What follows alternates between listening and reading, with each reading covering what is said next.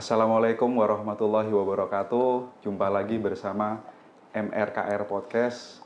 Kali ini kita kedatangan 3 tamu. Kita akan bahas dan kita akan sapa.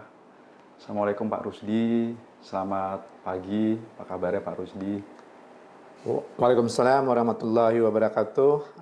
Terima kasih Pak Anto. Alhamdulillahirrahmanirrahim. Kami ada dalam keadaan baik semua. Di sebelah kiri saya ada Ustadz Muhsin, di sebelah kanan saya ada Ustadz Arpin. Ustadz Muhsin adalah sebagai penasihat syariah daripada divisi pendidikan. Ustadz Arpin adalah kepala TPA Taman Pendidikan Akhlak Masjid Raya Kebayoran Residence. Masya Allah. Jadi kita kedatangan 2 guru ya. Dua guru. Masya Allah, Ustadz Muhsin dan Ustadz Arpin. Apa kabar Ustadz? Sehat selalu Ustadz ya. Terima kasih sudah bersedia hadir di studio podcast kami nih Ustadz ya. Baik, kita akan berbincang-bincang sedikit nih mengenai TPA MRKR ya. Jadi gimana tuh Pak awal berdirinya TPA MRKR? Mungkin sebelumnya bukan TPA MRKR ya Pak ya. Coba bisa ceritakan sedikit Pak. Ya, terima kasih Pak Anto. Saya sebenarnya menerima amanah ini tahun kemarin, Pak. Oh iya, ya, betul. Diamanahkan oleh yayasan, untuk membentuk yang namanya TPA MMRKR ini. Iya, iya. Suatu nikmat yang harus kami syukurin, karena bisa insya Allah dengan bimbingan Allah bisa berada di sini, dan terima kasih kepada yayasan MRKR yang telah mempercayain kami. Saat itu saya cuma bilang sama Pak Aziz, sama Pak Anto tentunya ya, saya mau dengan satu catatan. Iya. Oke, catatannya apa katanya? Catatannya adalah bahwasanya harus ada yang namanya saya bilang penasihat syariah. Penasihat syariah. Atau PJ syariah, ya kan? Kenapa? Kita ini di lingkungan masjid, ya kan, yang diskusin tentang Taman Pendidikan Akhlak. Iya. Saya terus terang aja, meskipun 10 tahun lebih alhamdulillah saya mengurusin dunia pendidikan Islam, tapi saya tidak secara detail, saya tidak menguasai tentang hal itu. Yang paling tahu itu ya kan adalah ahlinya. Ahlinya, makanya setelah kita diskusi, kita tunjuk yang namanya Ustadz Muhsin. Ustadz Muhsin, Masya Allah. Ustadz Muhsin, supaya Bapak tahu, beliau ini belajarnya itu terakhir kali itu adalah di South Africa. Di South Africa. Di Johannesburg. Di Darul Ulum Zakaria. Darul Ulum Zakaria. Jadi kalau misalnya secara knowledge, Masya Allah ya, Barakallah untuk Ustadz Muhsin, dia tuh menguasai bahasa Arab. Bahasa Arab ya? Menguasai bahasa Urdu. Oh, bahasa Urdu. Dan menguasai bahasa Inggris. Bahasa Inggris, Masya Allah. Ini saya tertarik dengan bahasa Urdu, nanti mungkin ada pembukaannya sedikit bahasa Urdu gitu. Masya Allah. Dan kalau boleh setahu saya ya Pak ya, ketika dia masuk ke Johannesburg itu, ya, boleh dikatakan antum bahasa Inggris sama bahasa Urdu nggak pernah tahu kan? Nggak pernah tahu. Disitulah Arab aja ya berarti ya. Arab aja itu pun yang sudah yang masih bisa dikit-dikit ya. Yang normal. Iya. Jadi disitulah saya belajar ya kan, bahwasanya kalau seandainya dimulai dari Quran, insya Allah Allah akan ngasih semua ilmunya. Masya Allah. Iya. Kenapa kita harus balik ke sistem pendidikan Islam? Iya. Jadi ya kan, ketika Bapak tanya, kenapa kita buat ada divisi pendidikan di sini? Masya Allah, itu berarti petunjuk dari Allah untuk Yayasan MRKR. Iya. Memang telah ada dimulain, yang dulu pertama kali awalnya adalah Telaga Imani, berjalan kemudian ada Tahsin Anak, dan ketika kita alhamdulillah telah cukup mapan, ide daripada Yayasan MRKR ini disatukan. Ya kan? Kenapa harus disatukan? Kenapa harus disatukan? Ya alasannya sebenarnya simpel aja. It's time for MRKR mempunyai konsep sendiri, ya kan? Dan tentu konsepnya itu adalah syariah compliance. Secara struktur, kita punya yang namanya penasihat syariahnya. Dia yang mengontrolnya, Pak. Gitu. Dan setelah saya baca lagi, Pak ya, saya sangat bersyukur gitu ya. Founder daripada MRKR ini, ya kan, misinya, ya kan? Ya. Membangun dan menyiapkan generasi umat Islam yang berakhlakul karimah.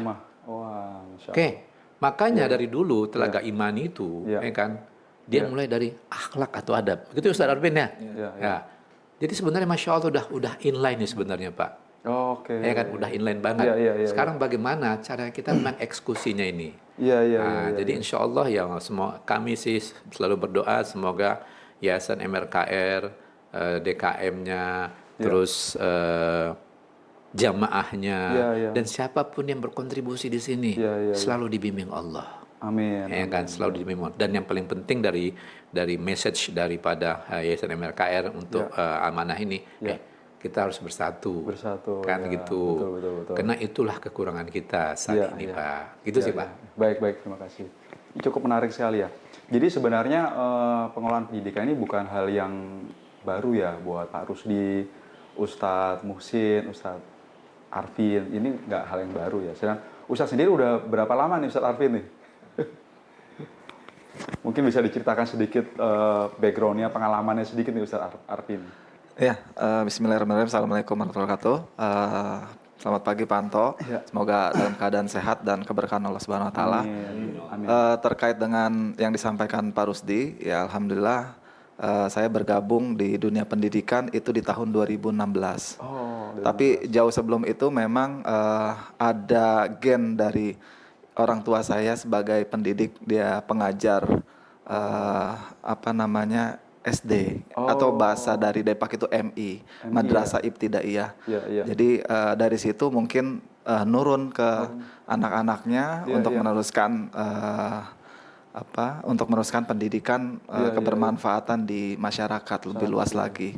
Nah dari situ saya mengikuti ibu saya masuk ke jalur pendidikan 2016 hingga akhir tahun di 2022 itu saya diamanakan menjadi kepala sekolah di salah satu sekolah agama. Lalu dari situ mulai banyak pengalaman-pengalaman terkait dengan pola pendidikan dan juga kurikulum serta upgrading guru-guru itu sendiri. Sehingga mudah-mudahan dengan saya dibimbing sama guru saya Ustadz Muhsin dan juga Pak Rusdi selaku manajemen, mudah-mudahan ini bisa inline terhadap apa yang diinginkan MRKR membangun generasi umat. Dan kita di TPA ini sinergi membangun generasi robani yang bermanfaat untuk umat. Masya Allah. Begitu Pak Anto. Jadi sebenarnya Ustadz sendiri itu backgroundnya juga pendidikan Islam ya sebenarnya, backgroundnya ya? Kalau dari background pendidikan saya umum Pak Anto. Hanya saja waktu di kampus, di kuliah saya mengikuti Rohis. Sehingga dari situ mulailah masuk nilai-nilai yang memang mengajarkan ketika kita menjadi seorang yang muslim, tidak cukup menjadi seorang yang muslim saja, tapi harus menjadi muslih. Jadi itulah yang saya pegang erat di kalimat guru-guru saya pada waktu itu, sehingga kita bermanfaat untuk orang lain. Khairun nas anfa'uhum linnas.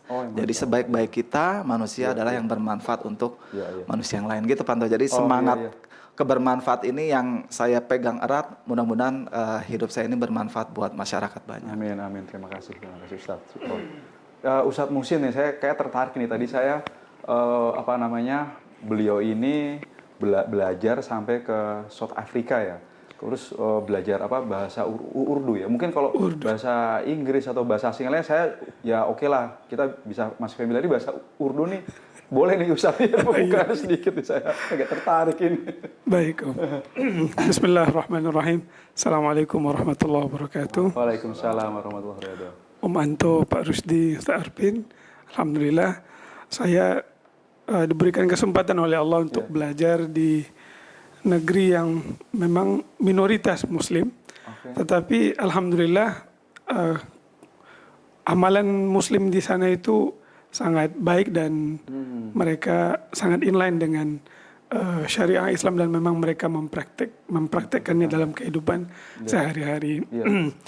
Qadarullah memang dikarenakan bahasa Urdu itu kami belajarnya, qadarullah dikarenakan asatizah kami itu para ustadz semuanya berasal dari negeri Pakistan dan India. Jadi mau tidak mau ketika sampai di kelas yang dari kelas 4 kita batasannya sampai kelas 7. Jadi dari kelas 1 sampai kelas 3 itu kebanyakan asatizahnya adalah yang masih muda-muda, umur 30-an, 35-an. Jadi dia masih bahasa Inggris itu biasa.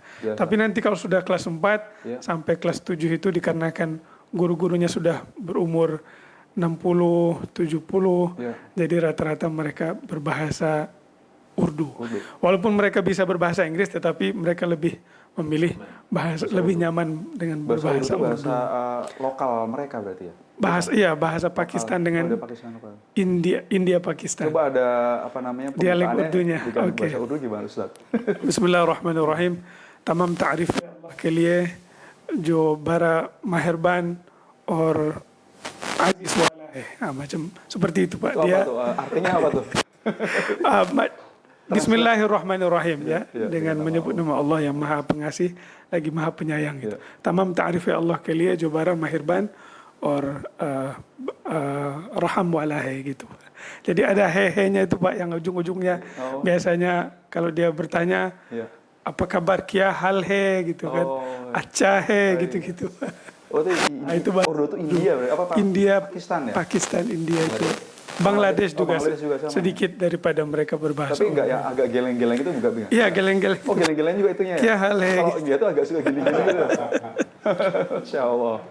Jadi bisa ini ya. Iya. Berarti kalau ada teman-teman kemarin ada tamu-tamu dari Pakistan, India tuh Ustadz bisa bahasa itu ya? Alhamdulillah bisa bahasa mereka. Iya.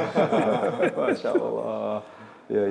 Jadi Ustadz sendiri itu sebenarnya di sana tuh belajar sampai apa Ustadz? Karena ngambil sanad juga di sana Ustadz ya. Jadi sampai apa tuh Ustadz belajar di sana tuh?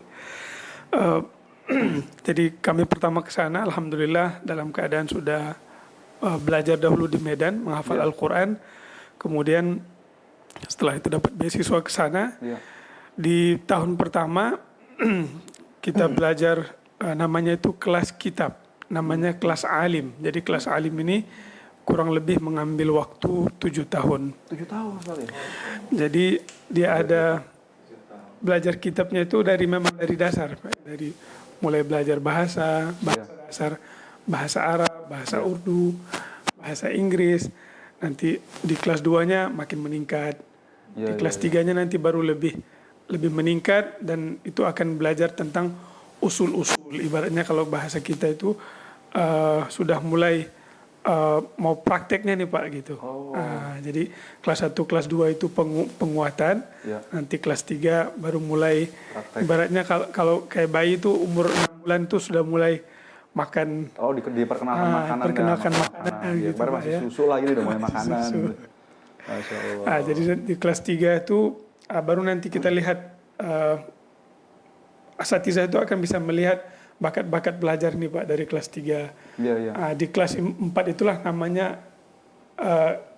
itu kelas konuni. Jadi kalau kelas 1, 2, 3 itu tadinya kita satu kelas itu maksimal 15 orang atau 12 orang. Nanti setelah kelas 2 juga demikian, kelas 3 demikian, kelas 4 itu nanti baru dicampur semuanya Pak. Dari kelas A, kelas B, kelas C, di kelas 4 itu di major semuanya digabung. Dan di situ nanti akan kelihatan yang pelajar ini dia lebih condongnya ke mana gitu ya, ke kitab atau ke hadis atau ke Quran gitu Pak. Nah Ustaz ini ngambil apa nih? Ngambil lebih condong kemana kalau Ustaz sendiri? Kalau sayanya alhamdulillah dapat kesempatan belajar Qurannya gitu Pak. Jadi Qurannya lebih alhamdulillah Allah kasih kesempatan untuk belajar mendalam tentang Qurannya, tentang tajwid dan qiraat sab'ah. Ya, jadi tapi Ustadz waktu dikirim itu memang sudah hafiz atau belum waktu dikirim dari Medan ke mana ke South Africa itu udah? Alhamdulillah sudah hafiz. Oh sudah hafiz ya, jadi lebih ditempa lagi. Iya lebih ditempa lagi. Ngulang dari nol lagi Ustadz ya? Ngulang dari, cuman kita harus menstorkan dari awal lagi ke. Lagi, berarti ngulang lagi, tapi kan sampai 30 juz di store. Kan sudah lebih mudah ya. Benar Pak ya. Tas ini udah pasti bisa ya. Insya Allah. Tapi diulang lagi Ustadz. Tapi diulang lagi juga Pak. Masya Allah. Nanti kalau nilainya itu di atas 8 baru bisa masuk kelas qiraat itu. Jadi qiraat sab'ah itu memang syaratnya yang pertama hafiz, yang kedua dia menguasai ilmu tajwid dengan baik, sehingga nanti kalau dalam tesnya itu minimal nilainya itu mesti 80 gitu Pak. Kalau 80 baru diakui, dia akan ya, setelah itu baru ada sanad Ustadz ya? Sanad. setelah itu baru nanti dia dapat sanad, baru nanti menuju ke qiraat sab'ah. Wah, Masya Allah. Panjang ya? Panjang sekali ya. Oke, baik. Jadi saya nambahin Ustadz Muhsin soalnya malu-malu nih, Pak Anto. Pertama Ustadz Muhsin itu qiraat sab'ah itu 8 atau 14 ya? 7. Jadi kalau misalnya baca Quran itu beda 14 cara. Apa ya? 7 qiraah. Nah, jadi tinggal kita pesan aja mau yang mana Ustadz. Nah, kita mau yang mana, kita kasih tahu Ustadz gitu. Itu yang pertama Pak. Yang kedua kan karena dia bersanad, sanad itu antum yang 37 ya? Iya, 38 ya Pak. 38 sampai ke Rasul. Sampai ke Rasul. Sanadnya. Ya kan? Jadi kalau saya sih terus terang aja Pak ya, saya masuk ke dunia pendidikan Islam itu kurang lebih hampir 12 tahun yang lalu. Baru situ saya mendengar yang namanya kata-kata berkah. Oke. Jadi ketika Masjid Raya Kebayoran Residence ini dan khususnya Taman TPA MRKR ada orang seperti Ustadz Muhsin, kita mengharapkan keberkahan aja Pak.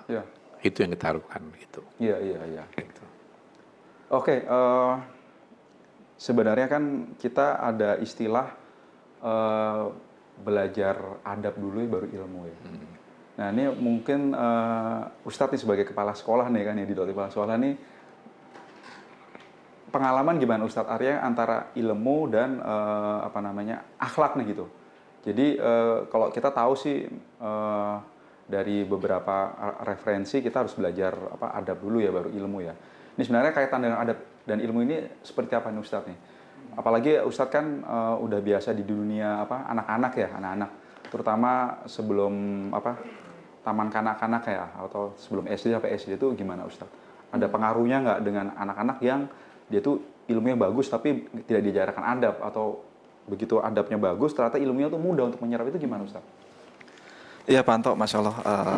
Jadi memang melihat remaja dan juga hari ini anak-anak di tengah-tengah kita yang ternyata Masya Allah dengan perilaku-perilaku mereka yang tentunya mereka sudah diajarkan oleh guru-gurunya di sekolah maupun di pesantren, tetapi mungkin ada yang miss ketika mereka setelah lulus itu ya.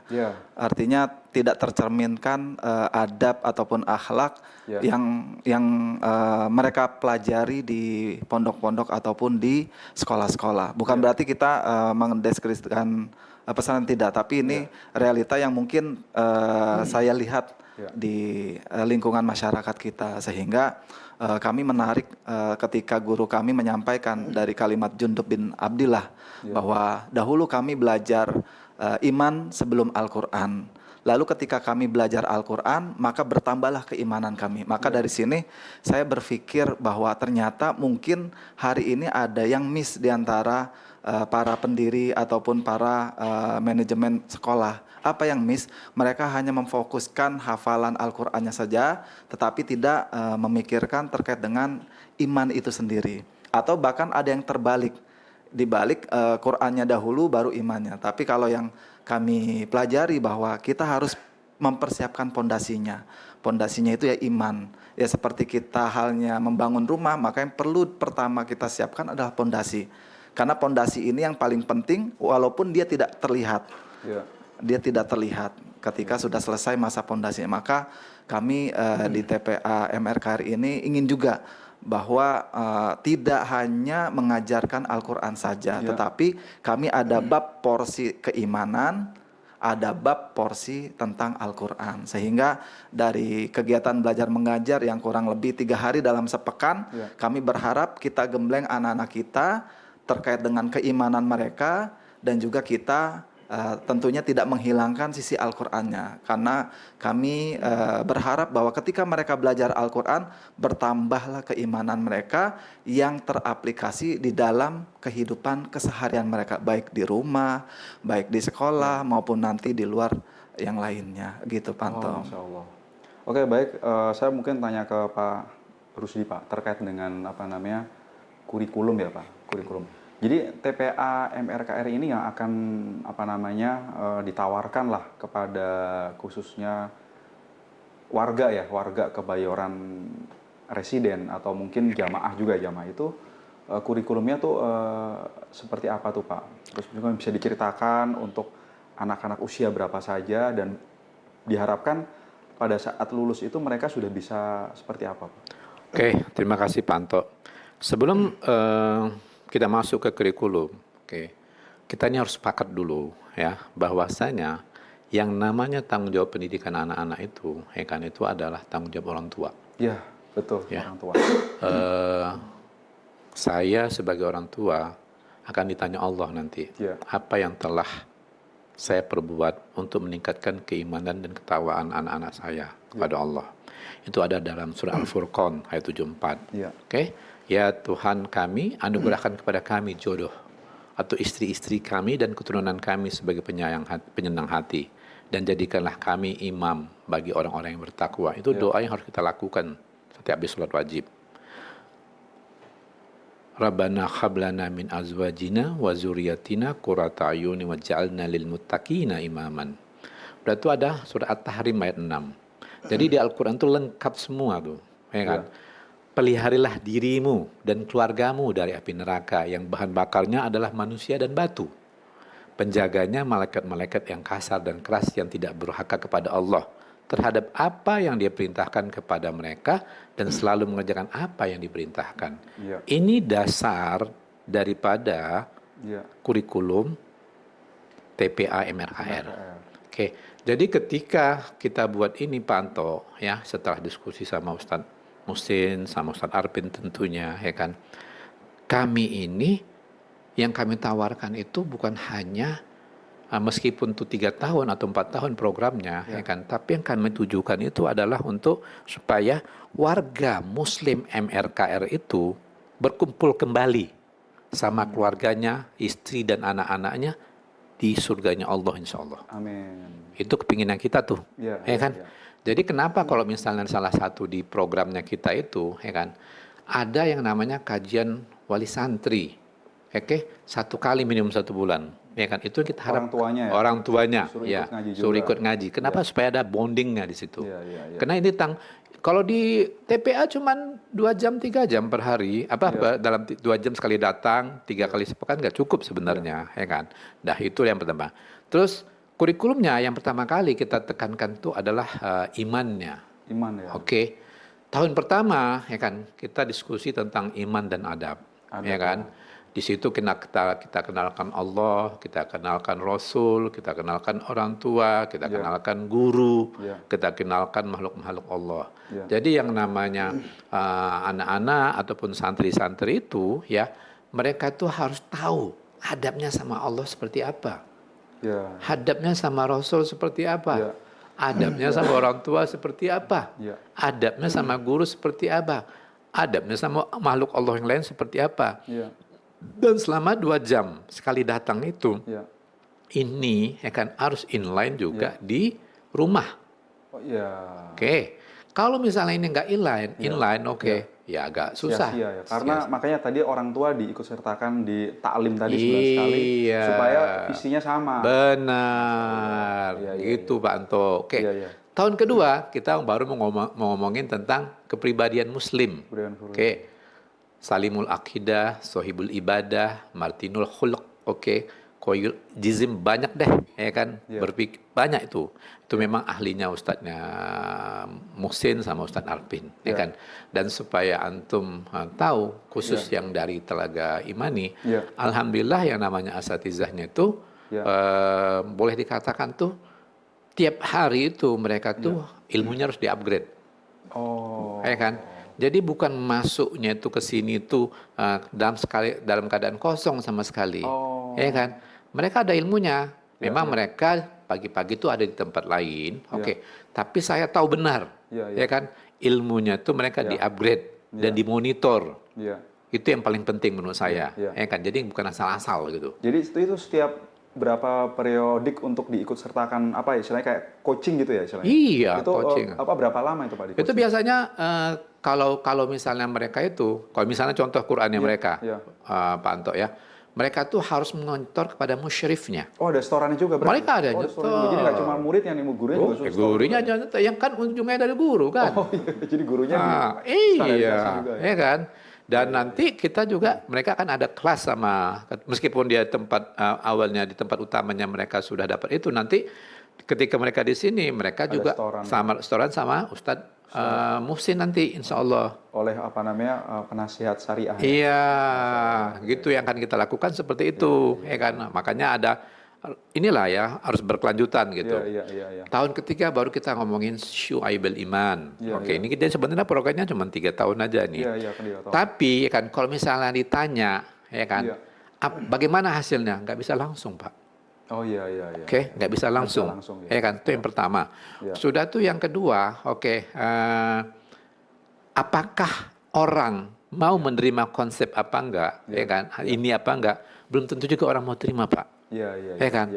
Makanya butuh waktu. Makanya kalau misalnya kita lihat, ya kan, santri-santri khususnya dulu Telaga Imani memang tidak sebanyak, ya kan, yang tempat yang lain, ya kan.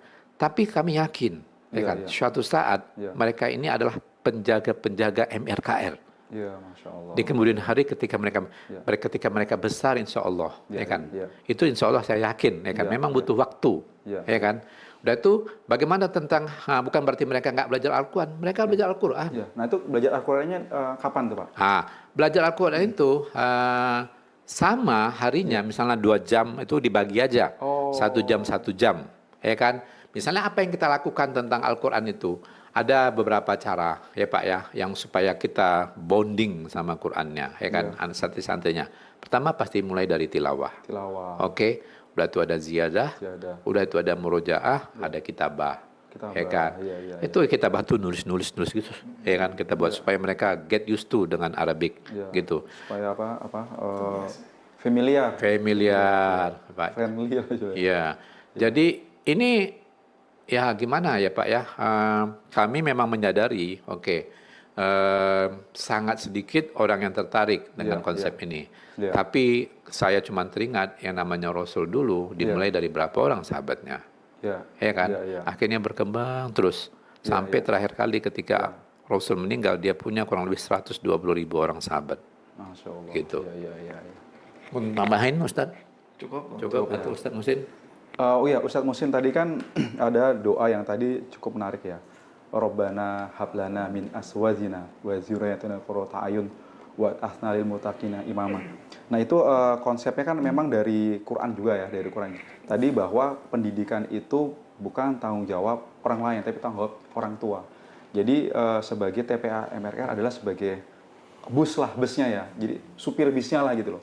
Jadi gimana anak ini mau dititipkan gitu ke bus, nah bapak mau apa nih kan gitu ya, jadi busnya ini kan harus amanah segala macam. Nah terutama untuk menjalankan bus ini kan ada supir-supir ya Ustadz. Ustadz sebagai dewan syariah lah, dewan syariah ini bagaimana nih untuk menstandarisasi guru-gurunya tadi ya, supir bis inilah, jadi supaya sesuai dengan keinginan orang tua gitu, sesuai dengan keinginan yayasan TPA ini gimana Ustadz, untuk terutama guru-gurunya Ustadz. Baik Pak Ento, dari Al-Quran tadi, bahwa dari ayat tadi kita berkaca mengatakan Rabbana hablana min azwajina wa dzurriyyatina qurrata a'yun, supaya kita dikaruniai keturunan yang memang menyejukkan mata ya, dari istri, anak ya. Maka sebagian ulama mengatakan bahwa orang ahli dalam pendidikan mengatakan bahwa 60% tanggung jawab pendidikan itu memang ada di orang tua. 20% ada di lingkungan, 20% lagi ada di sekolah gitu. Lembaga. Iya. Jadi untuk sebenarnya para guru adalah orang yang membantu para orang tua dalam menjalankan amanah yang Allah berikan. Sehingga nanti ke depannya mereka insya Allah ketika ditanya oleh Allah bahwa apa yang sudah diberikan pendidikan untuk anak-anaknya, maka mereka bisa menjawab, Alhamdulillah ya Allah, kami sudah mendidik juga, dan juga kami meminta bantuan dari orang-orang yang memang mereka dahulu backgroundnya di pendidikan juga gitu ya. Maka mudah-mudahan dengan ikhtiar kita itu Allah Subhanahu Wa Taala mencatat bahwa kita sudah menyelesaikan amanah dengan baik. Adapun standarisasi yang kita lakukan adalah senantiasa kita akan upgrade para guru gitu Mas, gitu Pak Anto ya. Misalnya kalau kita targetan di TPA minimal dalam 3 tahun itu berapa juz Ustaz? 3 juz Ustaz. Ada 3 juz hafalan, maka insya Allah guru-guru kita ini mereka memiliki hafalan yang lebih ya daripada anak-anak santri-santrinya, sehingga nanti memang ada setiap pekan itu ada rapat dengan guru-guru, kemudian juga kita nanti bertanya tentang bagaimana keadaan di kelas, kemudian dalam 2 pekan sekali itu kita ada kajian dengan para guru dan juga sebelum menyampaikan kepada anak-anak murid kita itu kita ada plenonya, Pak ya, pleno sebelum menyampaikan kepada anak-anak murid kita. Dan standarisasinya adalah bagaimana mereka ini memang menjadi teladan yang baik, Pak ya, bagi anak-anak muridnya. Karena seperti mana yang disampaikan oleh seorang khalifah muslimin bahwa guru itu adalah memang sebagai tolak ukur bagi para muridnya. Sehingga apapun yang dilakukan oleh guru itu menjadi tolak ukur bahwa itu adalah suatu yang boleh dilakukan. Walaupun terkadang dia melakukan yang salah, tetapi dikarenakan itu gurunya yang melakukan, maka para murid akan beranggapan bahwa itu adalah hal yang boleh dilakukan. Maka oleh sebab itu memang tanggung jawab sebagai guru ini adalah hal yang berat gitu. Yang berat dan harus hati-hati juga ya. Dan memang harus hati-hati dan senantiasa kita menghadirkan Allah dalam hati kita, Pak. Iya, Masya Allah. Nah ini Ustadz Arvin, saya mau nanya nih. Nah jadi standar guru-gurunya itu yang kita rekrut itu seperti apa? Jadi misalkan minimal harus mempunyai hafalan gitu, minimal mungkin lulusan TPA lulusan pesantren atau apa itu gimana Ustadz untuk rekrutmen gurunya itu ada standarisasi nggak untuk yang mengajar di TPA MRKR ini Ustadz? Ya. Terima kasih Panto. Terkait dengan kriteria guru yang kami cari, yang tadi juga sudah disampaikan oleh guru kita Ustadz Muhsin, bahwa guru itu ya yang dia bisa menghasilkan anak-anak untuk menjadi soleh, tapi di sisi lain dia juga bisa menghasilkan anak-anak menjadi toleh gitu ya.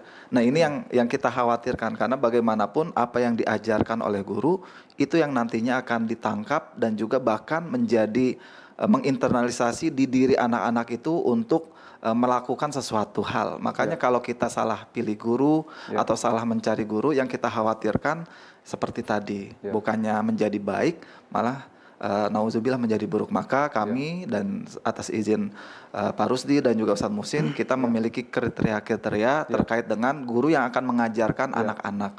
Yang pertama itu kita pengen guru itu dia sudah minimal pengalaman mendidik itu 3 tahun atau ya lebih dari itu lebih mengajar TPA mengajar di dunia pendidikan. Mengajar di dunia pendidikan 3 tahun ya.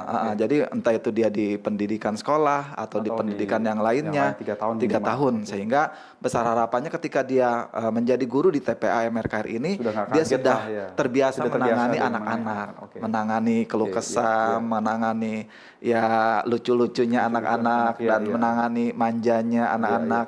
Maka harapannya dia bisa mengontrol anak-anak itu bagaimana caranya untuk dia bisa tertib, tenang dan belajar ketika berada di kelas. Itu yang pertama. Yang kedua, standar kita minimal mereka guru-guru yang kita pilih itu menguasai juz 30 Panto. Satu juz yang di juz terakhir itu. Karena kita mengajarkan ke santri-santri kita itu mulai dari An-Nas, lalu lanjut lagi Al-Falaq, Al-Ikhlas, lanjut lagi Al-Lahab sampai ke An-Naba.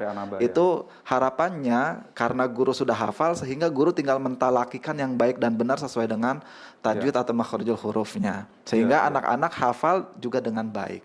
Nah, masalahnya ketika kita tidak memperhatikan kualitas atau standarisasi guru, khawatirnya guru tidak hafal tetapi malah murid yang lebih banyak hafalnya. Nah, ini menjadi timpang. Maka kami mensyaratkan guru yang harus lebih hafal terlebih dahulu. Makanya minimal dia hafal Quran di juz 30-nya Panto. Nah, makanya tadi disampaikan oleh Ustadz Muhsin ada halaqah Quran dan lain sebagainya. Kita juga menginginkan upgrading guru itu berjalan. Ketika dia sudah memiliki hafalan Al-Quran di juz 30, besar harapan kami mereka menstorkan di juz 29-nya, setelah itu juz 28-nya, terus naik sampai yang menjadi hafiz dan juga mendapatkan sanad dari guru kita Ustadz Muhsin di kemudian hari. Itu yang syarat kedua Panto. Lalu yang berikutnya ini yang menjadi tolak ukur guru bagi kami adalah kepribadian itu sendiri Panto. Hari ini kita melihat mungkin banyak orang-orang yang mengajar tapi tidak memikirkan terkait dengan penampilan, adab ataupun apapun itu. Misalnya dia mengajarkan anak-anak tetapi sambil mengajar dia minum, yang mohon maaf minumnya dengan tangan kiri. Atau ketika dia mengajarkan anak-anak dia tidak menggunakan hijab yang baik, misalnya dia tidak menggunakan jilbab dan lain sebagainya. Ya, jadi ini yang kita pengen hadirkan guru-guru di TPA MRKR ini. Jadi kita minta bahkan guru yang ada di TPA itu tidak merokok Panto.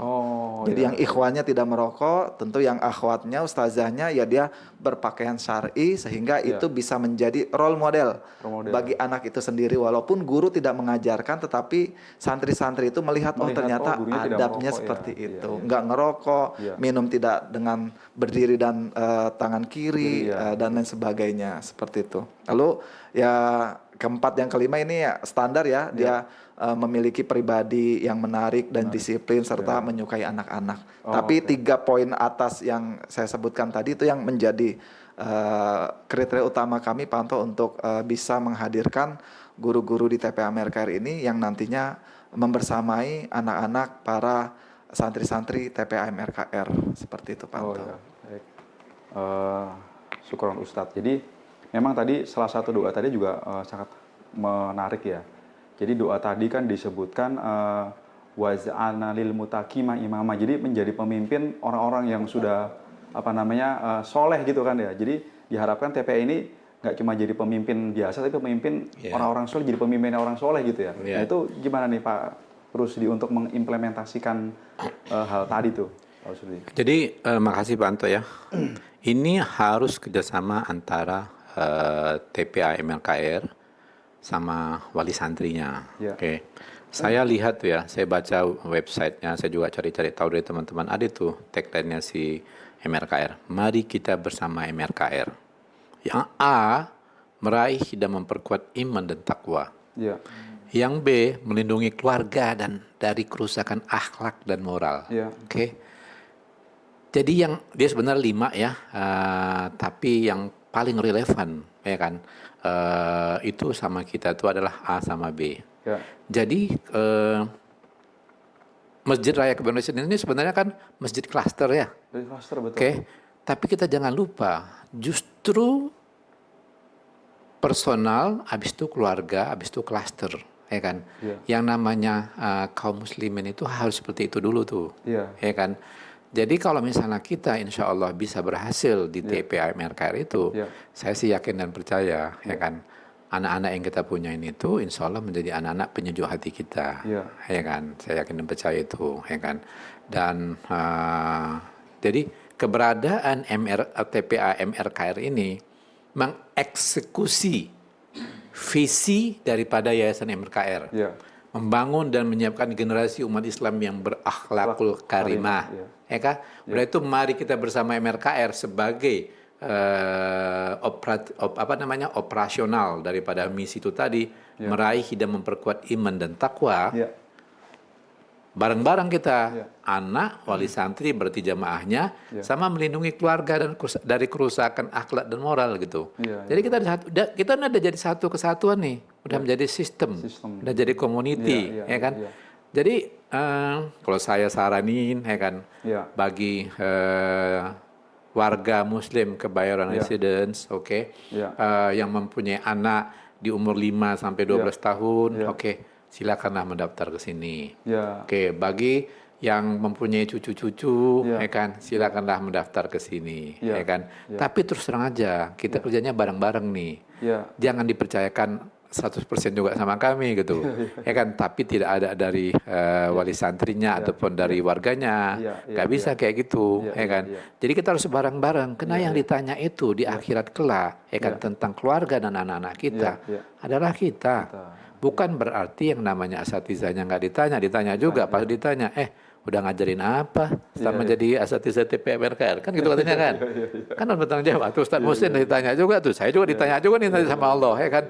Ini sebenarnya kalau boleh tahu terus terang aja Pak Anto, ini amanahnya berat gitu. Tapi we have to start, ya kan. Kita harus mencoba di mana gitu. Gitu sih Pak Anto. Oh iya, baik. Mungkin sebelum kita tutup, silahkan diminum dulu nih Ustaz. Silakan. Pak Anto kelausan tadi saya. Maaf Ustaz. Aduh.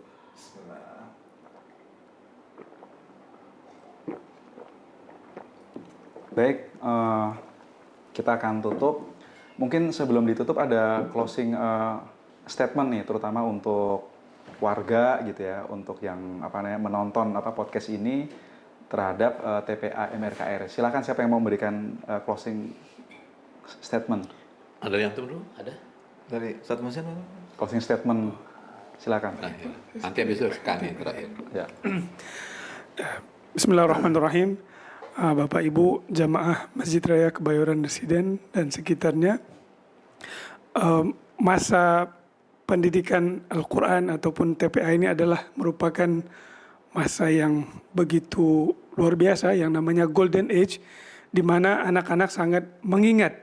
Bahkan nanti setelah mereka pun berkiprah di mana-mana, biasanya guru-guru yang mengajar, tempat dia mengajar di masa-masa Golden Age itulah yang paling diingatnya. Maka mari sama-sama kita mengukir hal-hal yang baik insya Allah untuk mengokohkan pondasi anak-anak kita dari segi keimanan. Mari sama-sama kita mendaftarkan anak-anak kita di TPA MRKR insya Allah. Makasih Ustaz Muhsin. Terus terang aja kami tidak sempurna ya. Tapi insya Allah dengan pertolongan Allah kami akan terus memperbaiki diri, ya kan. Dan terima kasih sekali lagi ya kepada Yayasan MRKR yang telah mempercayakan kami, untuk menjalani amanah ini. Mohon doa dari semua warga Kebayoran Muslim Residence ya, untuk mendoakan kami supaya kami dapat menjalankan amanah ini dengan baik-baik, dengan sebaik mungkin, sehingga kita bersama insya Allah berkumpul di surganya Allah. Terima kasih.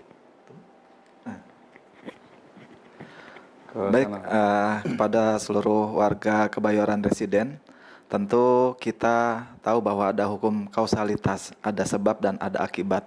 Seperti yang tadi sudah kita bahas bersama-sama di podcast yang penuh berkah ini, bahwa kita menginginkan agar anak-anak kita menjadi orang yang bertakwa, agar di kemudian hari dia menjadi qurrata ayun bagi kita, dan di kemudian hari dia menjadi pemimpin bagi orang-orang yang bertakwa juga, dan di kemudian hari kita berkumpul bersama-sama di surga. Maka kalau kita ingin menyebabkan anak-anak kita untuk menjadi orang yang bertakwa, untuk menjadi penghuni surga, maka mari yuk kita sebabkan diri kita untuk menyebabkan anak kita menuju ke akibat tersebut. Maka mari para ayah dan bunda bersama-sama kita daftarkan, kita belajar bareng-bareng, kita raih mimpi kita bersama untuk kita menuju ke surganya Allah Subhanahu wa taala. Barakallahu fikum jami'an.